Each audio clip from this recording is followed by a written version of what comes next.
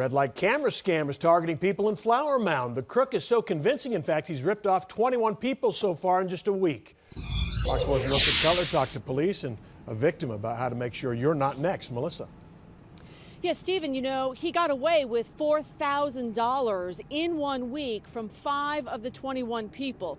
There were 2 victims, at least, in the last 24 hours, and Flower Mound police say that they were all from this city. Now, here's how it works. A man pretends to be a Flower Mound police officer. He calls the victim on a landline, identifies himself as Lieutenant Reed from the Flower Mound Police Department. He tells them that they have an overdue ticket resulting from a red light camera, tells them to load money on a Reload It brand debit card to pay the outstanding fine. Now, that's the name of the card. It's called Reload It.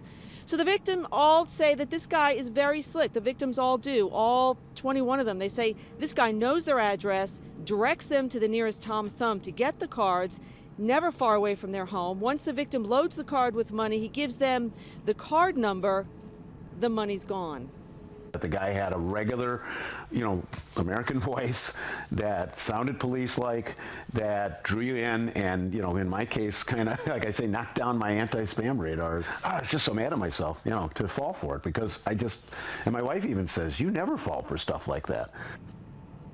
Well, he's not alone. He happened to lose $500 in this deal. Police say these calls are random. The suspect, very authoritative, speaks clearly, tells them to get the money fast talker, before they could do something like check the company's website, which warns people of these kinds of scams with this card. Now, some victims have told police they've even heard what they thought was a police scanner in the background, no doubt to try to authenticate what he's trying to do. This guy's done his homework. He describes the city, knows these areas.